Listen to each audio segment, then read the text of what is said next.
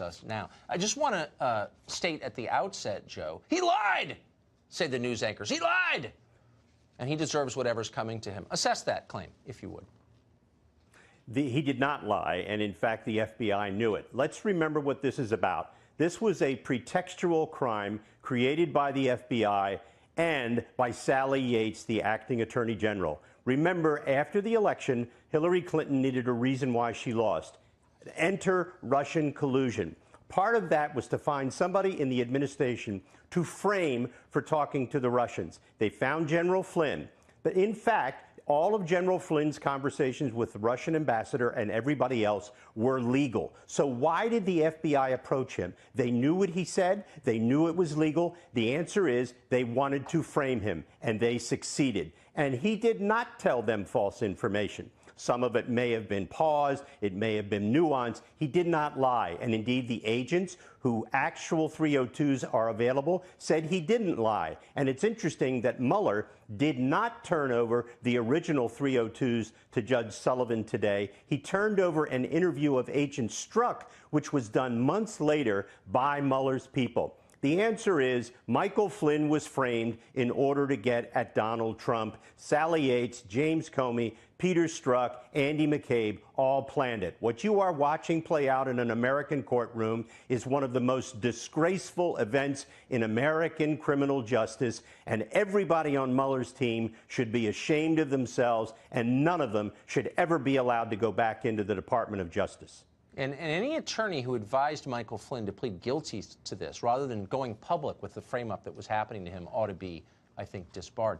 Let me ask you, though, what do you make of the reaction to it? I think a lot of people watching, even this channel, pretty well-informed news consumers, are surprised to learn that the crime here, the only crime here, arises from that interview, the lawyerless interview in the White House. That Mike Flynn was never charged with colluding with anybody, including the Turks. You've heard all the speculation about how he's working for Erdogan. He was never charged with any of that, and yet he's totally been destroyed as a man. His family's been crushed. They're bankrupt. They had to sell their house on the basis of that one crime. Why doesn't anybody on any other network say, wait a second, could that be slightly disproportionate? Well, Tucker, the people on the other networks and the people at the FBI at that time in the Department of Justice wanted one thing. They wanted to find a way to destroy Donald Trump because he wasn't supposed to be elected. But he beat them. And once they were beaten, they got angry. And then they got vindictive. And then they got vindictive by using the criminal justice system, weaponizing it. And John Brennan at the CIA and James Clapper followed through on their promised threat to figure out a way to get the people that they didn't want elected in order to make up for the fact that Hillary Clinton, had lost. This has become one of the greatest scandals in the history of our country, and the media is ignoring it. And it is truly important that what you are doing by focusing on these stories continue to be done until there's a new attorney general and there can be a grand jury to find out who was it that leaked the conversation of Michael Flynn with the Russian ambassador. That was a crime. The leak to David Ignatius of the Washington Post exposing General Flynn's conversation with the Russian ambassador was a crime. And the question tonight is, why isn't that crime being investigated? Because everyone in Washington is deeply invested in our failed foreign policy, and anybody who suggests changing the foreign policy that they're deeply invested in and get rich from gets crushed, as you know. Joe DiGenova, thank you. Thank you. So here now, Jonathan Turley, law professor at George Washington University, and Byron York, chief political correspondent for the Washington Examiner. Both are Fox News contributors, and both have followed this since day one. Byron, let me start with you. Your initial reaction when you read through these documents today? Well, it clears up a couple of mysteries we had seen in court papers released not too long ago about an August 22nd report on this, and we didn't know what it was. Now it turns out that Peter Strzok, the FBI agent who had interviewed Flynn back in January of 2017, was interviewed himself by the FBI in August, and he recalled some of those details. By the way, the original report that the FBI agents wrote about that interview, again on January 24, 2017, the original report on that was not released today. It's possible that the prosecutors gave it to the judge under seal. Probably a good idea if they did, but we didn't get to see it. So what was not revealed, as you point out, is exactly what was said between those agents and Michael Flynn at the White House. So we still don't have a record of that, Jonathan Turley. That's right. The record we have only gets worse. You know, with that clip that you played by Comey is quite unnerving. I mean, the most unnerving thing, other than what he's saying, is the thrilled reaction of the audience. I mean, here you have the FBI director who Republicans and Democrats called to be removed for his press conference during the Clinton campaign, saying that, you know what, I thought I could get away with just skipping all the protocols and rules and sending 2 guys over. And that really is the sort of epitaph of his entire time as a director. But it's amazing to me how really duplicitous it is. You know, he says, well, you know, if this was an organized administration, this was at the beginning of the administration, right? There was a White House counsel designee that you could speak to. There were lawyers you could speak to. And also, these filings indicate that Yates, who was the acting attorney general, was actually quite angry when Comey told her that he just sent 2 guys over.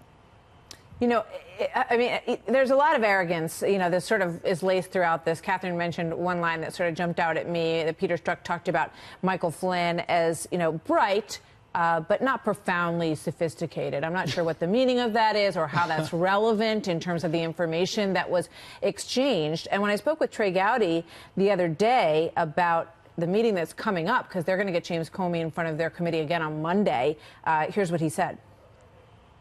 It doesn't matter if everyone else concludes he did wrong. He knows better. So that's what it's like to interview an amnesiac with incredible hubris. So James Comey didn't take too kindly to that. Here's what he tweeted. And I was worried this wouldn't be a dignified, open-minded search for the truth, which led to another tweet, which is the way things go these days, from Congressman Gowdy, who said, Director Comey, I was disappointed in what you didn't remember, but even more disappointed in what you never knew. I will see you on Monday. Byron. You know, I think the reason this case keeps getting so much attention is there's something weird going on here. December 2016 is this conversation between Flynn and the Russian ambassador. Mid-January, there's a leak about it, which itself is a big crime. There's a leak about it. Flynn denies it.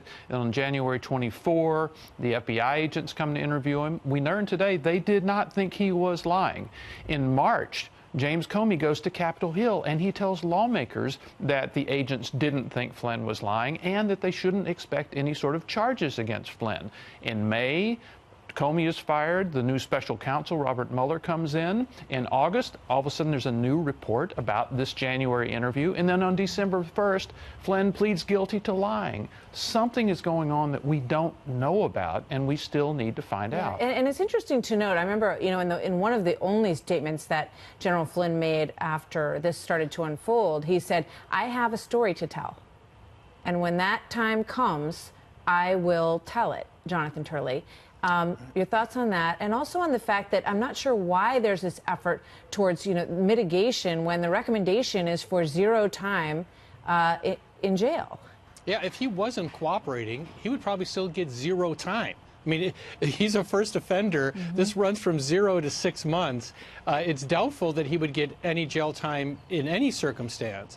Now, I think we have to be a little cautious with General Flynn. We don't know about some of the other things investigated. He had some very curious ties in these Turkish discussions, and there's been a lot of suggestions of rather sort of seedy types of plans that went on. We don't know the truth or falsity of those facts, but there's a lot more to be told. But what we do know is that for some reason, they were hunting for Flynn. You know, they say quite clearly, we intentionally didn't remind him that he's got to be careful in what he says to us. It can be a crime, which they did with other witnesses. They skipped the protocols and went directly to him, circumventing counsel in the White House. And then when he finally did say something that they thought was not accurate, they didn't raise it.